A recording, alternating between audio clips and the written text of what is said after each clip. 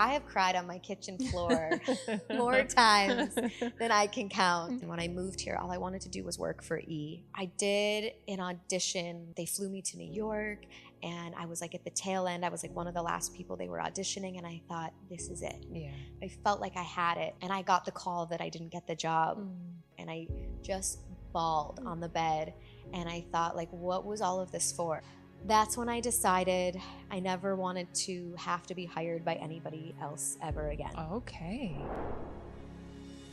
Welcome. I'm Alyssa Nobriga, your host of the Healing and Human Potential podcast, a place for you to discover the multidimensionality of what it means to be human. Over the past 20 years, I've trained thousands of coaches in my methodology, leveraging my experience as a former psychotherapist, and I'm here to share with you all the wisdom and insights that I've learned along the way. Each week, I'll share with you life-changing tools to support you in awakening and manifesting your dream life from the inside out. We'll be exploring the intersection between ancient wisdom and modern everyday life, really diving deep into the art of human potential through the lens of psychology, spirituality, and coaching. Let's let the magic unfold. Today's episode is all about learning how to stand out in a crowded space, being the person that people feel comfortable opening up to, and creating confidence from the inside out. So I am dropping in with Danielle Robay, who is a media powerhouse, a journalist, a podcast host, entrepreneur, and just overall badass. You want to make sure to stay to the end of this episode to hear some juicy and fun questions that we're both about to dive into. It is so good. So yay, I'm so happy that you are here. Alyssa, I've been waiting for this. What a gift. Oh my gosh, it happened. Thanks for having me. I'm so happy. Well, I know when I immediately met you, I just loved you, and I'm so happy to share you with my audience. And I know that I know one of your gifts is being such a stand, as such a voice for people. Like, there's so much I'm going to share about you here on the podcast. But one thing I know that you started as the youngest TV host in Chicago. Yeah. Super crowded space. Like, most people are trying to get that spot, especially in Chicago. Yeah. You have a way of being able to stand out in a crowd.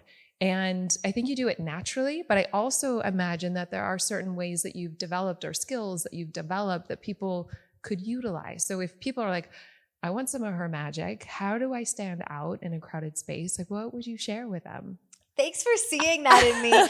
Before I answer your great question, I want to kind of share about how we met because we were at a friend's birthday and he introduced us, and I forgot that anybody else at the party was there. We dropped into a portal. It was just you and I for hours talking. It was instant love affair. And every time that I'm with you, you teach me something, you expand me, and you almost make me uncomfortable sometimes, which I love because very few people do that. I think that you're vibrating on a different plane, and I'm not quite there. I'm trying to, I oscillate. You're there. I'm not yet. You are. You drop in with me each time.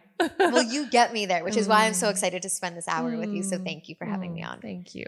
But in terms of standing out in a crowd, you know, I have gotten to interview some of the most creative, successful, entrepreneurial, interesting people in the whole world. Yeah.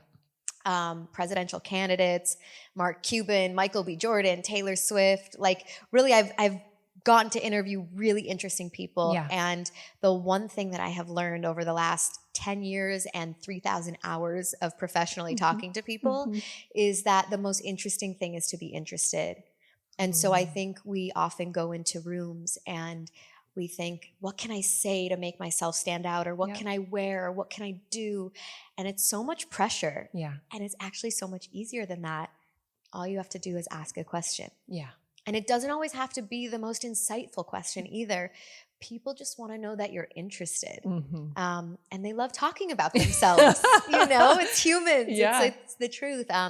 One of the questions I ask when I don't quite know how to enter a conversation is I'll say, if I'm just meeting someone, I'll say, Alyssa, I love that name.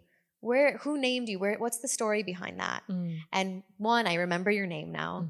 And two, it usually offers something really easy.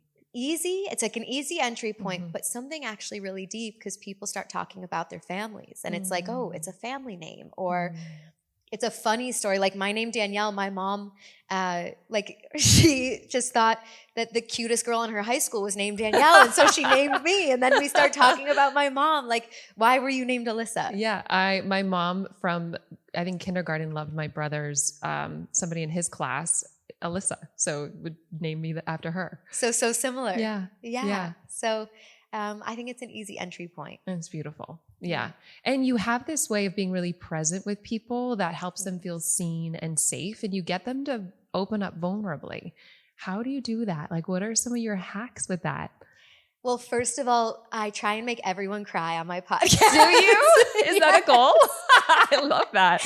I don't try, but I do. It is just a thing that happens. I try to make people cry in like a session with me. No. Yeah, kind of. Yeah. If either I want them to have an insight and like a breakthrough, that I want them to have a quick win, or I want them to clear a big fear, forgive something that's been stuck in their heart.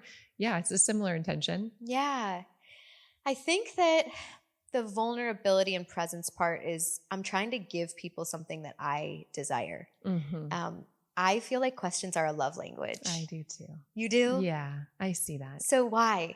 Because you can drop in and really meet somebody in the moment through words. I mean, there's also through silence, which I really value, but both. Yes, and. Yeah, I agree with you. I'm trying to get more comfortable with silence. Mm-hmm. But in terms of questions, I think, the Gottmans talk about bids for connection. Mm-hmm. And I think when you ask somebody a question, it is truly a bid for connection. Mm-hmm. And so if they turn away from you, it feels painful because they're turning away your bid. Yeah. And so I'm laughing because with my husband, he loves silence. And we've done 18 silent retreats together. 18? We meet in the silence. Yeah, maybe more. We're going to do another one. I love it. So does he. But I also love talking. There's also, and maybe that's more gender specific, I'm not sure. But, I'll tell him when I'm talking to him, I'm like, I feel like I'm throwing the football and it hits your chest and falls down. You got to throw it back. It's like back and forth. Whereas women, sometimes we can cut each other off, and that's also still a love language. Like we're in it together with each other. Yes. And it's that presence. That's what it is. It's saying, I would rather be here with you than anywhere else or with anybody else. Yeah. And I think as women, not to be so gender specific, but we want our partners to make us feel special. Mm-hmm. And that's a desire, that's a craving. And so for me, presence makes me feel special. Yes. And that's what I want to give everyone else. That's beautiful. Yeah. So that presence really helps people feel vulnerable. And do you think so? And there are certain questions that I imagine you ask too, to drive into a heart space connection? Well, one of my mentors was Barbara Walters. I never got to meet her, but I studied her career and read her book. She's like a virtual mentor. Yeah. And she always said that if you want to make someone cry, ask about their father.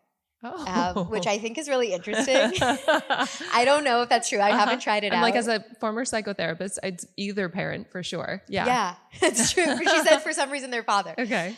I think the question is different for everybody because it's about asking a few questions to get to the point where you understand who that person is. Yeah. Are they a family person? Are they a friend person? Mm-hmm.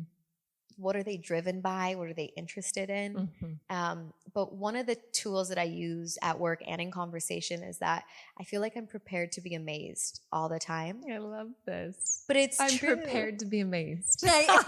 People really amaze. If you go in with that feeling, people like your Uber driver will amaze you. I met an Uber driver the other day that was a sound bath practitioner, and I hired her, and she did an amazing job. But it was like she truly amazed me. I love this. And I think that when you go in with that feeling, people do amaze you. It's like you're awake to the magic of life, and you're looking for it, and then it brings more out because of that. And then it's like the synergistic energy. So I love this with each conversation, whether it be with a team or a client or on a podcast, to really look and follow the magic, follow the aliveness. I like the word. I've never thought of it that way. I like the words of follow the magic.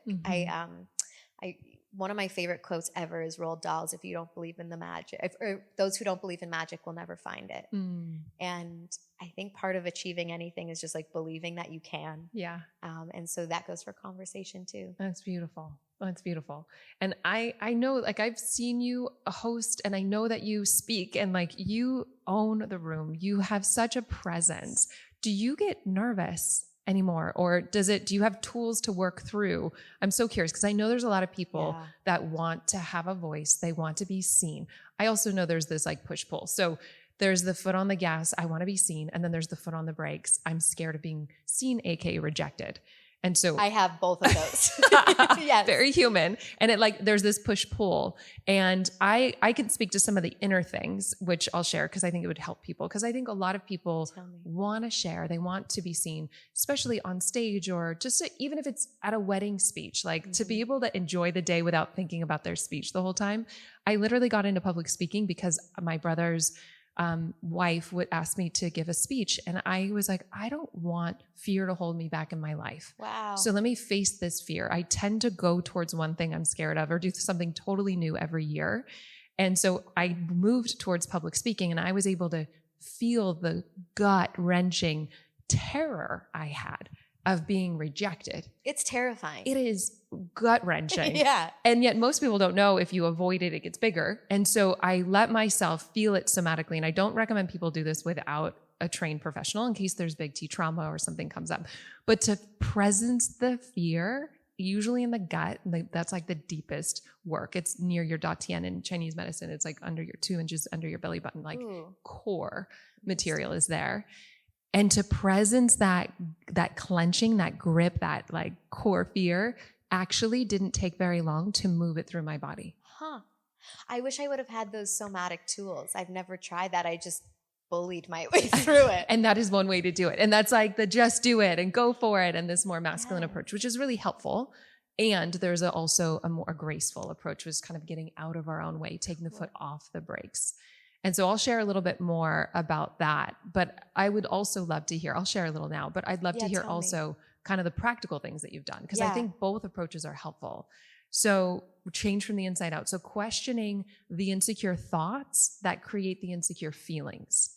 Questioning the thoughts that create the feelings. So my experience. You had me at questioning. I know. You and I love the questioning. We're going to get there. So my experience is that there's this authentic confidence that is always here. Okay. And we have insecure thoughts and insecure feelings that cloud the awareness of this authentic confidence. And this confidence doesn't come and go, but the perception of it is clouded by the thoughts and fears. And so if we can question our thoughts, we can embrace the feeling, the part of us that's scared, not identify with that part and not to judge it. Think of it like a little kid that's just looking for reassurance. And you can do that through the breath, somatically breathing into it. You can say, okay, sweetheart, I see you. You're safe. I've got, you don't need to be any different, like really mothering or parenting that part or questioning the belief. So those are some inner tools people can do. Okay. And then it parts the clouds to feel this authentic confidence. So there is self-confidence that comes from your true self. That's really interesting. Okay. So will you take me through it so I can understand it practically? Sure. So I'm going to put myself, I remember I hosted something in Chicago at the Virgin Hotel. And it was one of my first big live speaking events. And I was I can remember, I feel the terror. Where do you feel it in your body? Right by my belly button. Okay. So just get curious if you can bring your attention down into your belly button. Okay. And just breathe it as a sensation, like of the story in the image. And as if you were an alien just coming into Earth right now for the first time feeling this. Okay. Breathe into the sensation of it, present moment, letting go of the past and the future, and just see if you can allow it to be here as much as it wants to be here without judging it, without trying to get rid of it, no agenda. Just breathing in, saying, you're welcome as much as you want to be here. And just giving it infinite space. It went away. That's right. That's wild. Yeah. And most people think they need to strategize or get all these, talk themselves out of it, or push through, and then they burn out. Which there is a gift for the push through, but first get out of our own way. Make breath it is so powerful. Easy, and letting go of the story. And even an image is still a story. So letting go of the story altogether, breathing acceptance into it somatically in your body, it moves through. This works. It works instantly. It's so good. It's so good. Wow. Cool. And the other one that you're welcome. The other one that I really like, and this isn't mine, but it's tapping. I don't know if you've heard of this. You can tap on meridian points. I really like the one on the chest. Okay. I specifically use that for public speaking. If I get scared, and any time I feel dysregulated in my nervous system, if I want something quick, I think it's great. I don't use it as a long-term behavioral change model, but just starting to tap on the chest, right under the collarbones, helps just with the breath kind of integrate that energy into my nervous system. I love that. That's great for speaking. I like this. And also just focusing on how can I serve? Because if I'm focused on myself, then I get this self-image and I get self-conscious and it's reverberating against this image. And then I get nervous versus focusing in my heart and just thinking about how can I serve? It pulls me through because I'm not self-conscious. I'm not thinking about myself. So you actually hit on something as a tool that I've used. Yeah. Mark Cuban, who I've interviewed before, changed my life because he said sales isn't about selling, it's about helping. Serving. That's what I say. Yes, exactly. And I thought to myself, I've been so worried about, will they like me? Am I going to say the right thing? Yeah. And I had to flip the question actually, which was like, if I don't do this, I'm actually impeding their time. I'm messing up everybody's energy in the room. Like I'm actually doing a service if I do this the right way and I do this well. That's right. And it shifted everything for me. That's amazing. Yeah. Selling is serving 100%. Yeah. So focusing on them. Yeah. Yeah. Imagine having a fulfilling career doing what you love, working from anywhere in the world, setting your own hours while making good money and a big impact. If that lights you up, then I'm super excited to share with you today's sponsor, the Institute for Coaching Mastery. This is my robust, accredited year-long certification program for newer seasoned coaches, therapists, leaders, and those just looking to up-level their life in a profound way. We have an amazing community of students from all around the world who have really started their journey to expand with us both personally and professionally. And this experience is designed to give you the 3 things that you need to thrive. So first, you have all of the tools and support you need to move past what's been holding you back so that you can completely change the trajectory of your life. And then you learn how to masterfully and confidently facilitate transformation with your clients or your team, regardless of your niche. If you want to do health, business, relationship, or you just have no idea yet, we hold your hand through that. And then lastly, you'll receive my 6-figure and beyond signature roadmap that's customizable to meet you wherever you are. So whether you want to do high ticket sales, online marketing, or you just want to hit 6 figures without ever needing to go on social media, we've got you covered. And this truly is the most rewarding work in the world. We have new students now who have a waitlist of dream clients in under a year. We also have seasoned students who are doing $80,000 months. And this is really about creating lasting transformation from the inside out so that you can share your gifts and serve the world in all the ways that you're called to.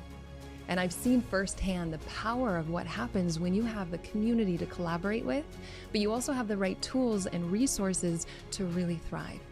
And so whether you want to do your own personal development, you're wanting to become a coach, or you're just looking for a cutting-edge approach to really grow your business, the Institute for Coaching Mastery is for you. You are held every single step of the way. And so if you want to get behind-the-scenes access to the Institute with 3 proven transformational tools for free to help you create the business and life you love, all you have to do is go to alyssanobriga.com/tools, or you can find us at alyssanobriga.com/apply now to see all the details and apply today. And so with some of like the outer hacks or tools, have you discovered anything for people? Now they've got some of the inner, you know, what would you share with them around kind of commanding a room or like embodying your presence or speaking from authenticity? Because you do it so eloquently and so gracefully. This is one of yours, you have many, one of your skill sets. And I want to translate that to people that are interested. I think one of the tools is that I've been able to interview and hear brilliant other people do it for years. And so just ingesting all of it, being around it, seeing people do it badly, seeing people do it well, doing it poorly myself, and then doing it hopefully better. So I think just watching YouTube videos can be the same thing. Like if you look at somebody and you think, wow, they really command the room, or they tell their stories so well, watch them, study them. Yeah. And you'll notice if you watch YouTube that these people usually have 3 or 4 stories that they tell and they retell and they retell again. And so even though they're an incredible storyteller, and a lot of people are, they're practiced. That's really helpful to hear. They're not off the cuff. The people that make it look like they're off the cuff are the most practiced usually. I'm really practiced.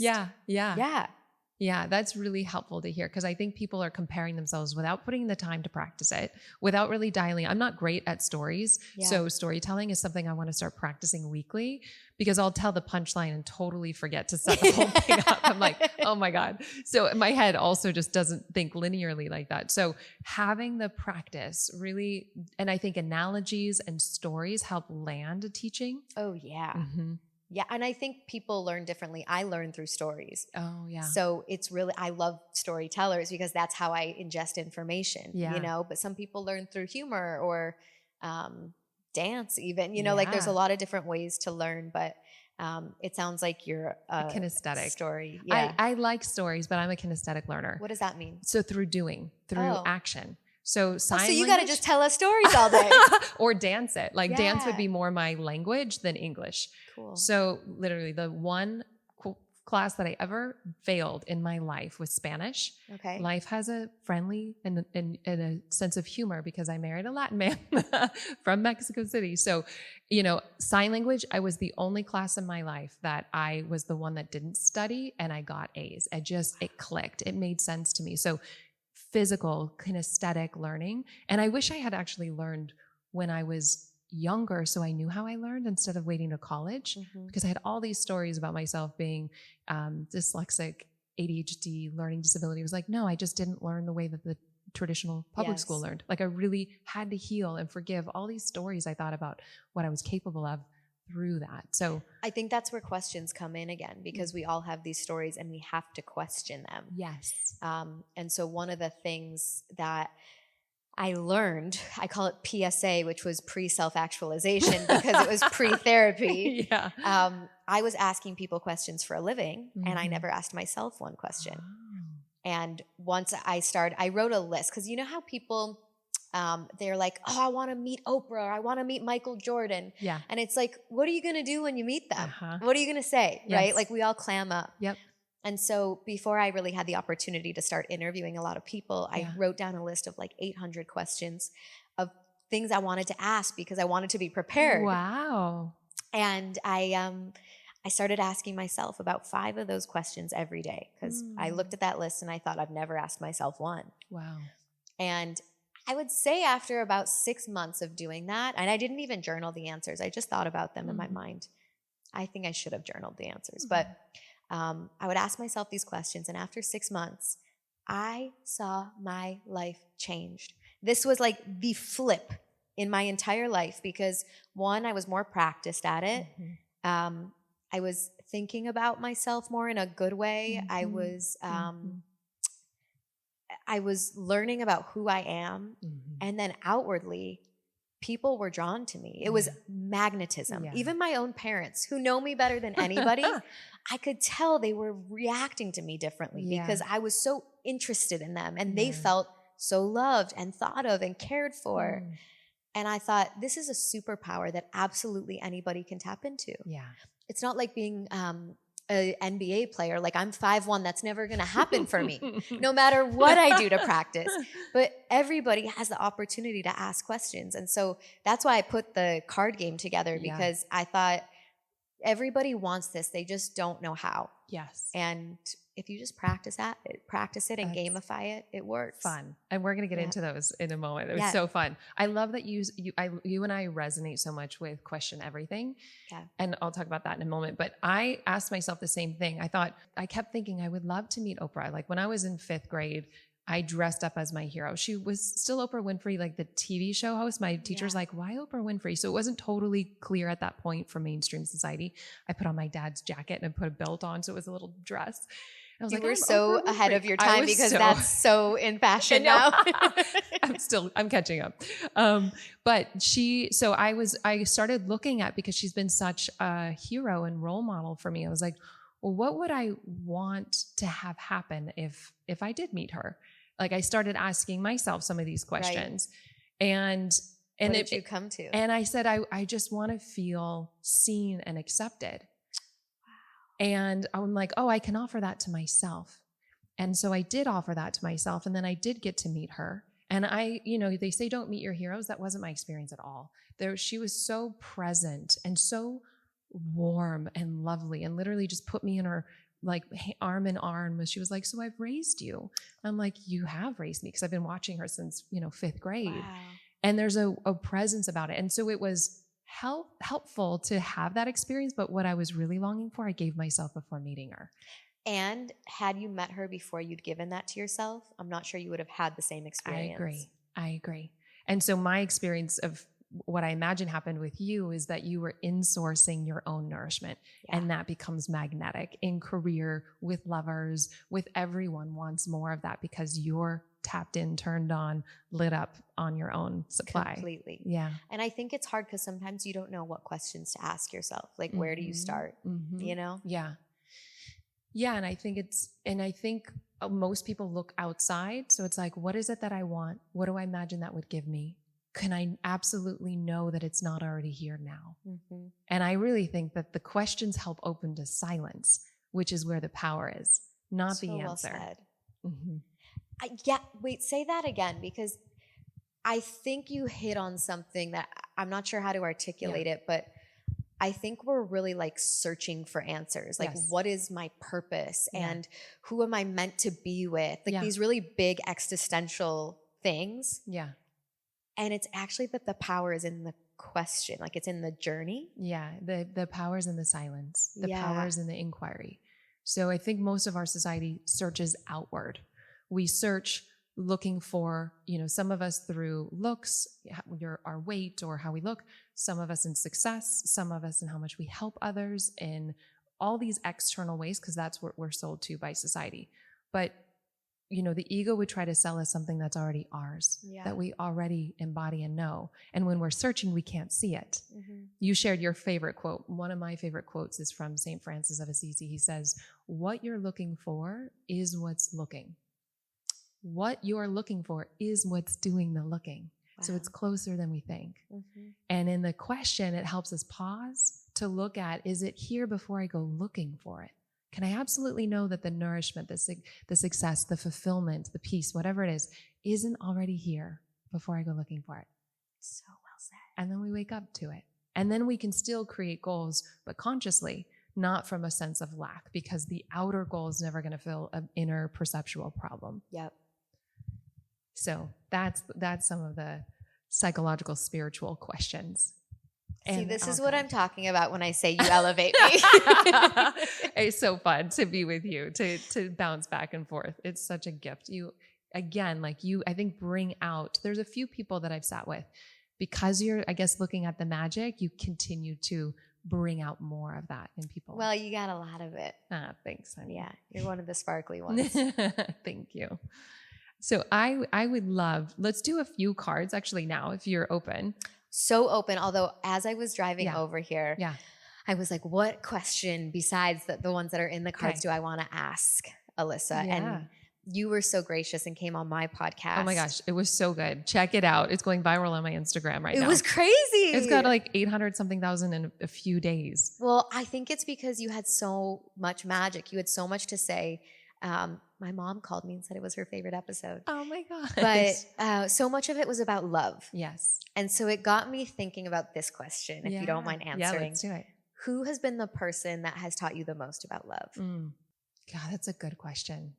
It's a hard one. I did 9 months of dating myself, because I was in relationship 3 years at a time. I started getting itchy every time I hit 3 years.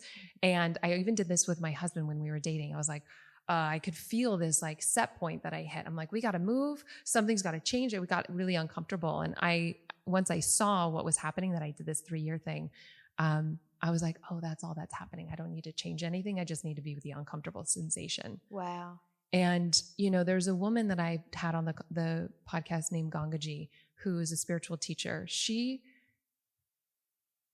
didn't directly teach me about love.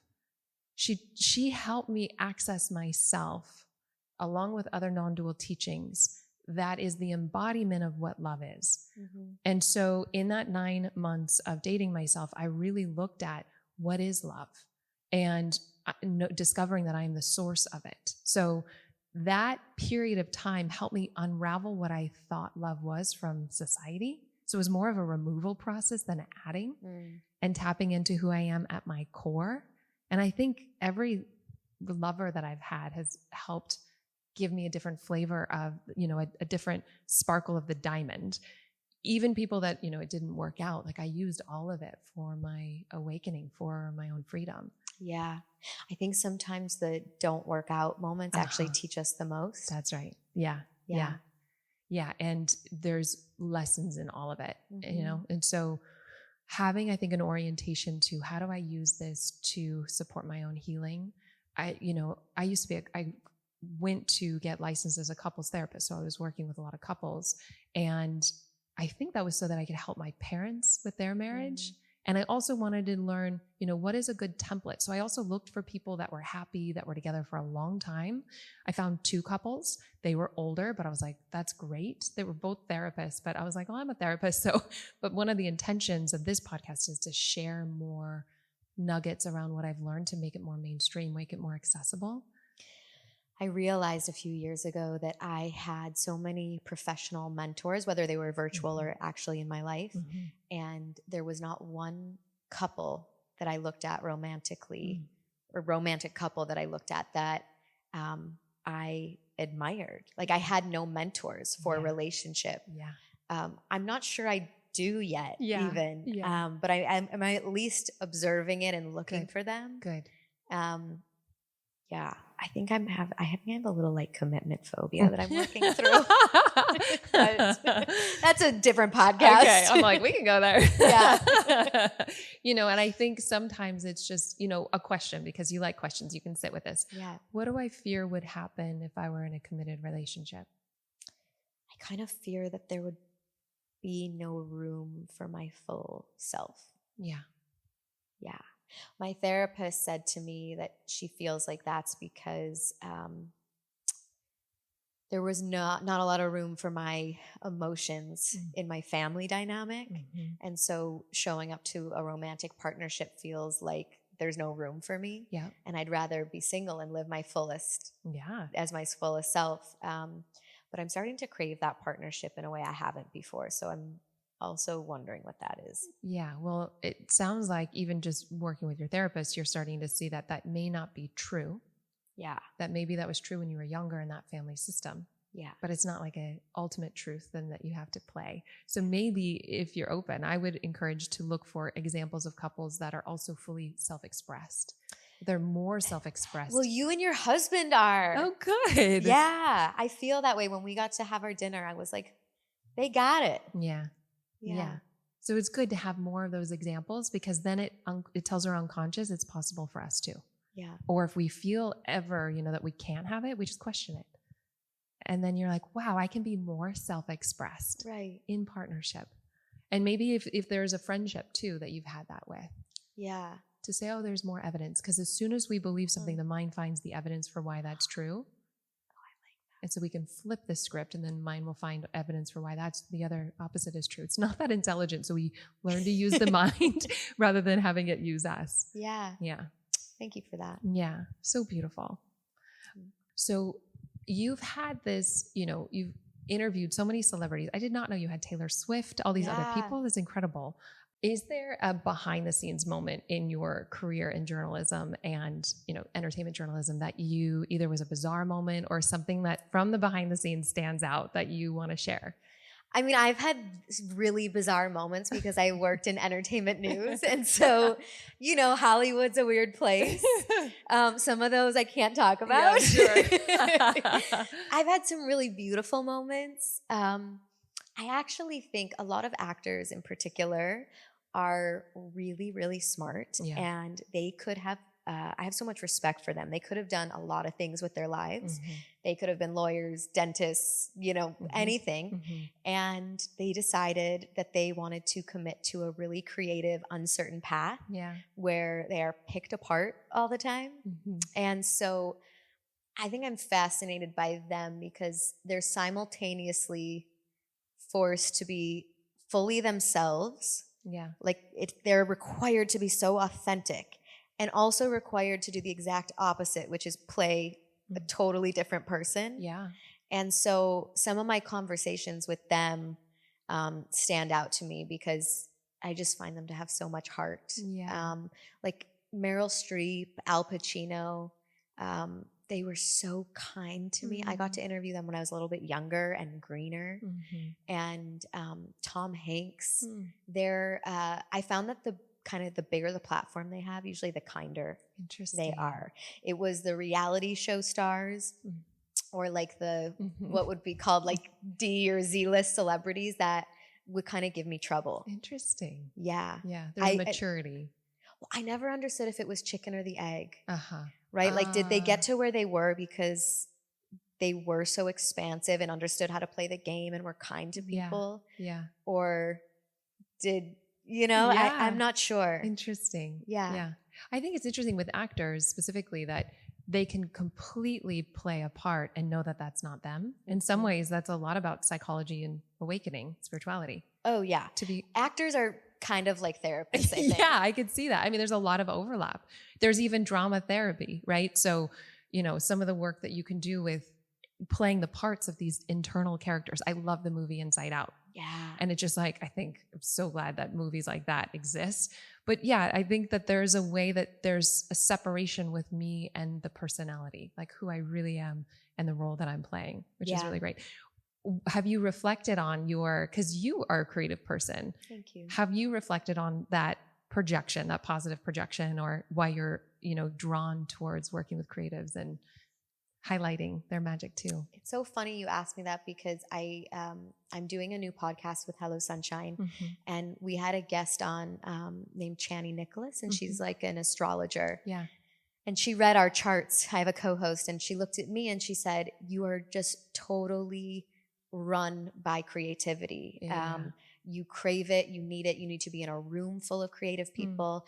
And I actually never felt comfortable calling myself a creative because I'm a journalist or I'm an entrepreneur, and I never felt like I deserved that title because I looked at all these incredible creatives and I was like, I don't have that eye, or I don't have.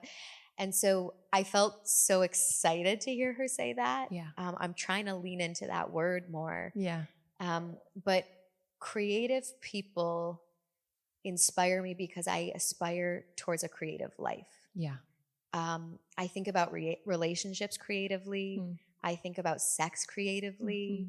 I think about everything, aging, I want to question it all. I don't want to just assume the norm. And so when I'm around people like that, regardless of what their skill set is, I'm lit up.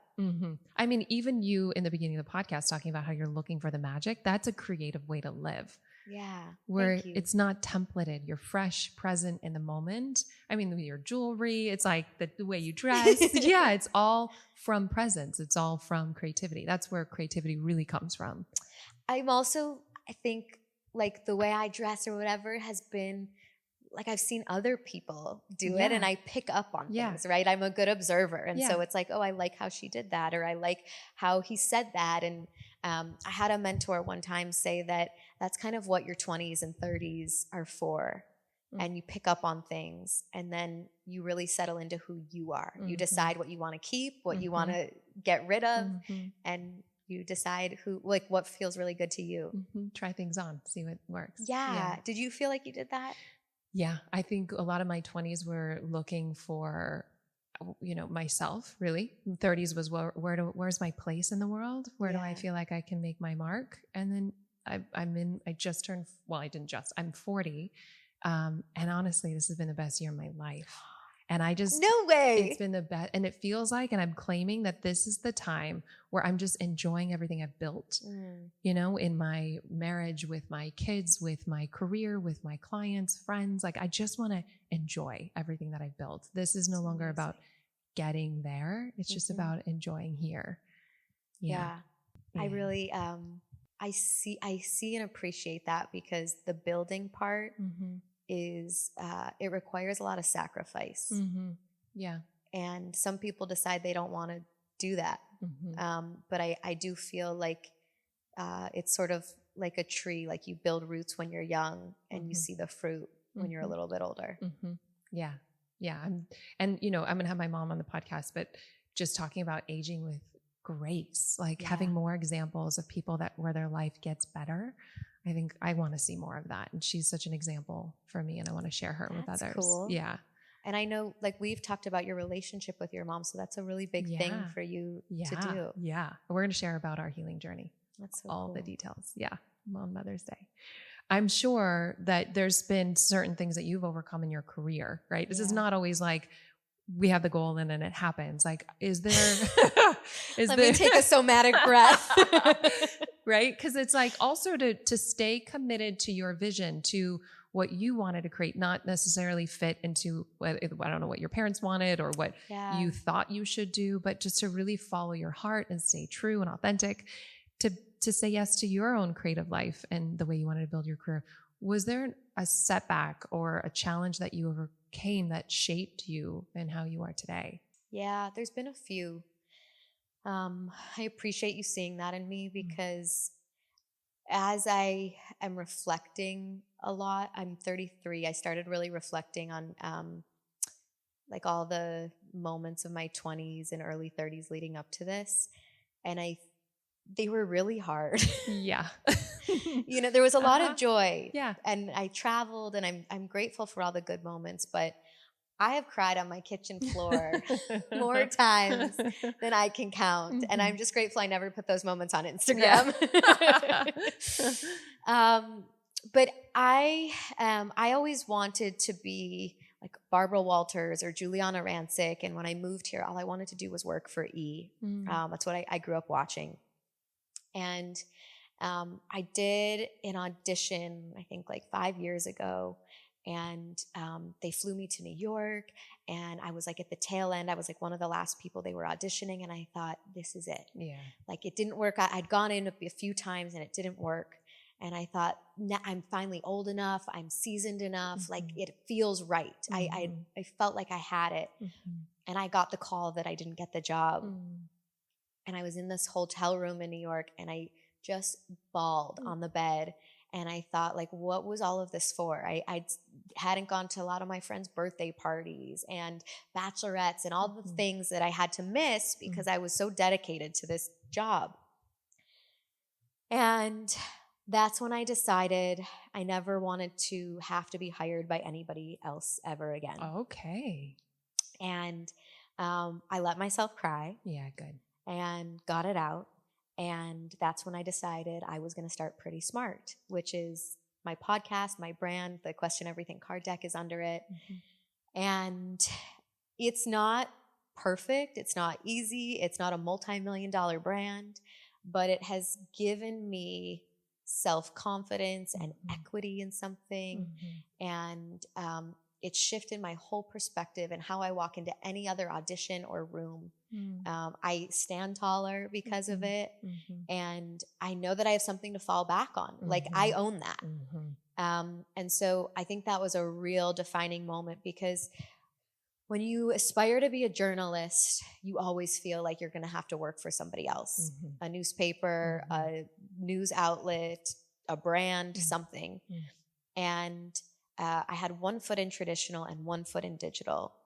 And the world was changing, and it was like you either adapt and move with it, and that's kind of the course that was happier for me, or you don't. And I followed my heart, as you said, and built something. And I think that I only got this job at Hello Sunshine recently because of all the things that I had built in the women's space. And I had to show people how I wanted them to see me. Because before I was the red carpet girl, I was the entertainment girl, and no one was really taking me that seriously, to be honest. Yeah. Well, I love that you said, I let myself cry, and then you did something about it. Yeah. Like you had your human moment and you're like, okay, now what? You know, and I ask my kids this, like, what are your choices? What are you choosing? So it's like, yes, have the grief or whatever the human emotion is. And then how do I use this? And you really were like, I want an outlet to share my gifts regularly. And you did. And Pretty Smart's amazing. And what a gift that you continue to honor that. And then other doors open from that. Well, I realized too, I would look on Instagram and I wanted to be in these rooms full of women. I wanted to be at the Makers Conference and at the UN Summit. And I didn't really care about being at the Grammys or the Oscars the way some of my peers did, right? And I thought, why am I trying to fit into this box that I think I have to be in? Yeah. Let me step into the place that my heart is leading me. And unfortunately, nobody is ever really just going to like pluck you and throw you into those spaces. And I learned I had to kind of create that. And you feel more empowered because of it. Way better. I'm way more myself. I get to dress. I don't have to dress like a news anchor. I get to wear my sneakers and my jewelry. I just feel way more me. That's beautiful. Yeah.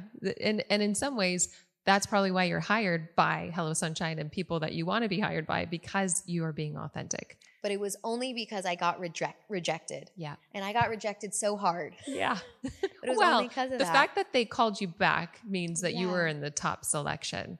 Yeah. But it was a dream, I hear. That was a crumbled. I had to put it to bed. But you know what's so funny is I ended up working for E! later. And it was in a show that did fit me. Life has a way, doesn't it? Even when we can't see it at the time. Yeah. There's a way that things unfold. Yeah. I cried when I got the job, and the woman who hired me was like, it's just an entertainment show. Like, why are you crying? And I was like, you don't know what this means to me. Oh, it's beautiful. Yeah.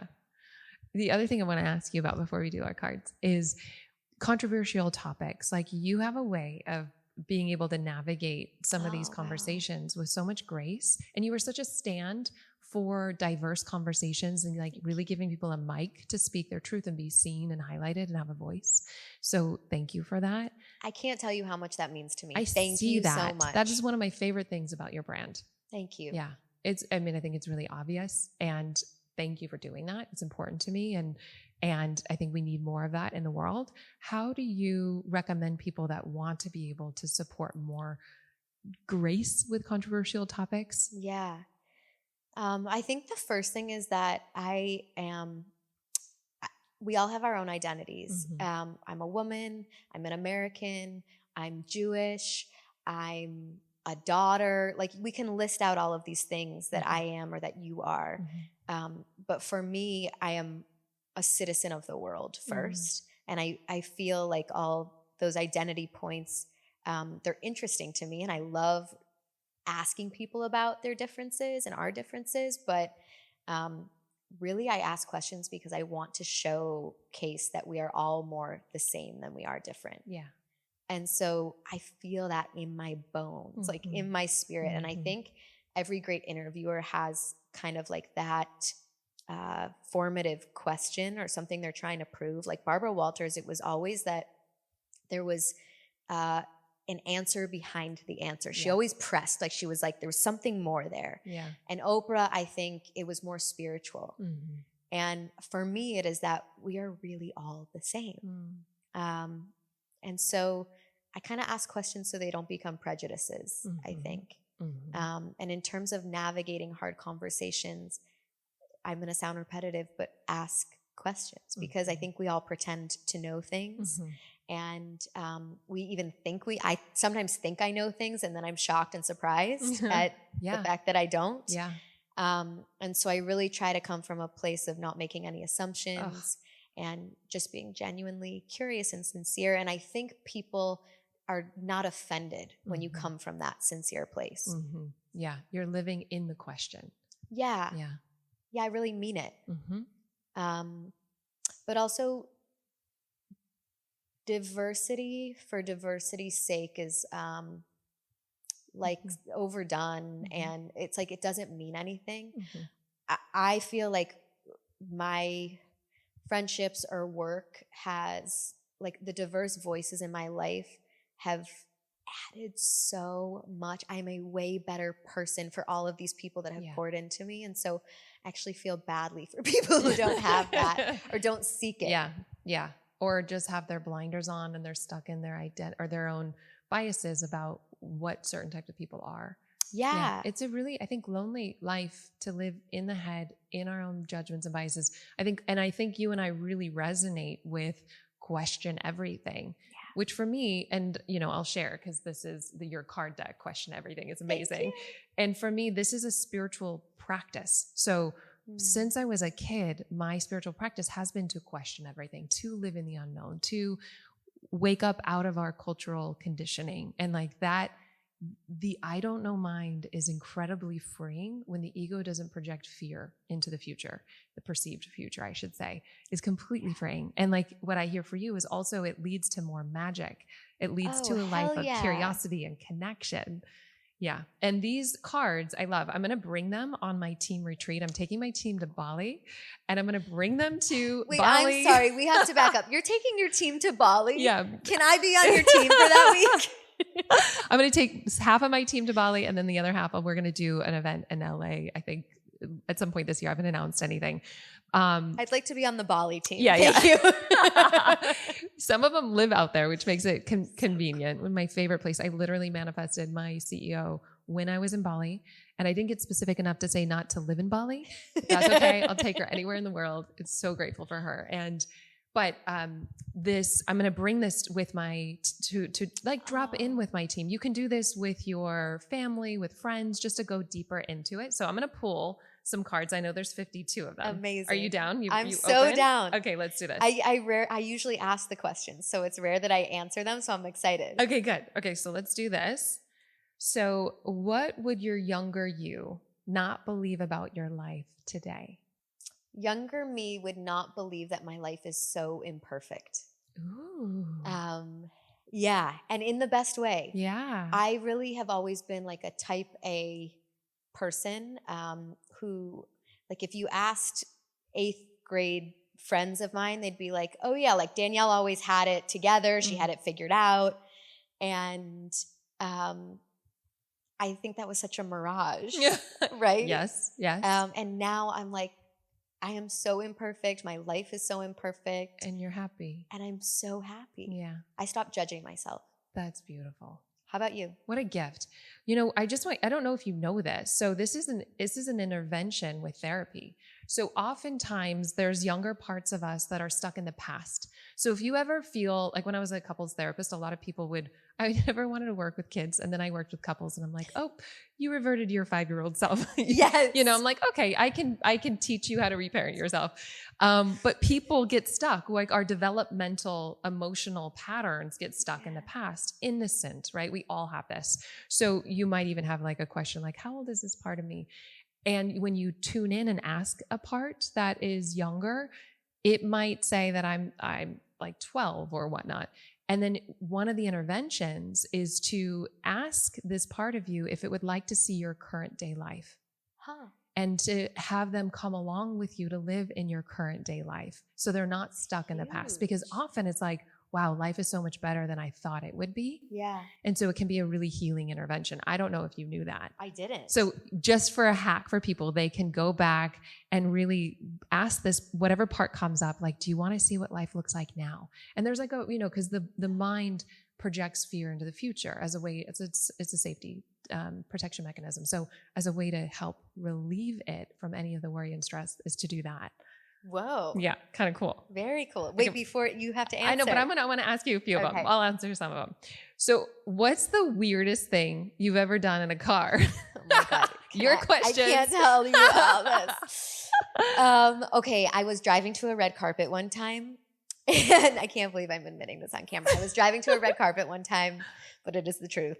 And there was nowhere for me to go to the bathroom. And so I had to take a water bottle and pee in my car. My husband invites me to do this all the time, as if I'm a guy that it's really convenient to do. It's so inconvenient. It doesn't not the same. It's way weirder when you're a girl. You got your dress? You had your dress on? I had my dress on. Oh, girl. I have a lot of respect for you. Thank I you love that for you did that. receiving me that way. I totally. Thank you for your honesty, for sharing with us. Okay, a few more. What should be required reading for every human?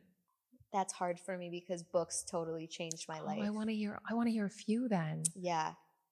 I think baseline, The Four Agreements is a really easy read. Yep. It's really approachable and it's mind shifting. Oprah's What I Know for Sure is probably the biggest one that comes to mind for me. I will, it's kind of like an anthology. And so now if I feel anything that I'm uncomfortable about, I'll like flip through the chapters and pick a word that I resonate with that night and just read that one chapter and close it. It's a really great book. Yeah. And then I'd have to say women's memoirs. Ooh. About 5 years ago, I was going through a phase in my life where I was really the most sad I had ever been. I was almost like acutely depressed. And I was in therapy, but like it didn't really help. I was trying to train for a triathlon to train out my sadness, and that didn't really help. And the only reprieve I found was through reading other women's stories. Oh, wow. It was like an escapism a little bit, but also that like, I'm not alone. Yeah. And so just reading other women's stories, good, bad, funny, really helped me. That's beautiful. That's beautiful. And I wonder if also is a holistic approach, going to therapy, moving your body, and getting connection and learning from others. Probably. Yeah, that's beautiful. Okay, so tell me something about yourself that sounds made up, but is 100% true. This is the entertainment reporter in me. Okay, Chris Brown blocks me on Instagram. Oh. Don't know why. I've never met him, so I don't know how he found me to block me. What else sounds made up? But I mean, that's a bad answer. No, I maybe he feels self-conscious that you would interview him and find information. No, I sort of feel like it's like a feminist badge of honor that he blocks me. Okay. I don't know. Okay, wait. What sounds made up but is 100% true? That's a hard question. Yeah, we can skip it. Okay. We'll do one more. When have you felt closest to magic in your life? This is full circle. I love that. I'm so glad you pulled that one. Closest to magic. I'll go what you think. Okay. When I am in the moment, I feel the magic regardless. So out of my mind, into the moment. I think traveling helps people do that. For me, I love coaching. I love being on stage and facilitating. I love embodiment work. Like I feel really alive doing all of those things. I love that you're associating magic with aliveness and vitality. That's what that means to you. That's right. Yeah. That's really I'm like, cool. I didn't realize that there would be anything other than that. Yeah. I think this is so corny, but I really love my relationship with my dad. And I feel like he brings me magic. Like when we FaceTime, we laugh so hard. And I just, see, Barbara Walters is right. I'm going to cry. It is my dad. He has this amazing way of knowing what's important in life. He would always say to me that, like the best things in life are free. It's going for a run, a drink of water, and a good laugh. And he doesn't care about things. He just cares about people and like the moment and the good stuff. Yeah. And I see a lot of my friends and I think like they're caught up in the stuff of life, the material stuff. And I'm so grateful for him because he's the only reason I'm not. Yeah. He knows the good stuff. Yeah. He's grounded in reality. Yeah. He like really knows how to have fun, you know? What a beautiful testament, your love for him. Yeah. And the teacher that he is. Thanks for that moment. Yeah. Maybe you want to bring him on your podcast. My mom might be jealous. I've thought Do about a family it. therapy one. I know. He also he hates he's like, I'm not coming to any of it. Yeah. You got me crying. But he's so wise. That's beautiful. Bless all the conscious fathers and men in the world. Yeah. It's so big for us. Mm-hmm. Mm-hmm. Yeah. I just love you so much. Thank you for being on here. Thank you for just opening your heart and inviting us into deeper conversation with your gifts and your presence. And I know my audience is going to want to listen to your podcast and know everything that you're up to. Share with them where they can find you. Everything is Danielle Robay, at Danielle Robay, Robay. But I have to tell you, Alyssa, I have never felt more myself on somebody else's podcast. Oh. And I see the gift and the magic that you give everybody else because I just felt it. And so thank you. You have this really unique way of making everyone around you feel like they are enough. And we walk around in the world not feeling that. That is my deepest calling. Really? To help people feel their inherent worth and value. You make me feel that. That is the greatest compliment. I'm so grateful. Thank you. I love you, sister. I love you. Oh. Thank you so much for doing this work that changes the world, starting with yourself. It truly does make a difference. And if you're finding value in this podcast, a cost-free way to support us is by leaving an up to 5-star review. It does mean the world to us. And as a thank you gift, we're going to send you one of the most powerful tools that you will ever discover. You're going to get behind the scenes access showing you how to live into your full potential without letting fear hold you back from stepping into your dreams. Just head over to Apple Podcast or Spotify and leave a review now. You can take a screenshot before hitting submit and then go to alyssanobriga.com/podcast to upload it. And make sure to have your automatic downloads turned on wherever you listen so you don't miss any of the upcoming episodes. I have so much magic I can't wait to share with you. And you can find all this information in the show notes below. But lastly, if you're on Instagram, I love connecting and hearing from you. So come on over and say hello. I'm at Alyssa Nobriga. Thank you again for being here. I cannot wait to share more with you.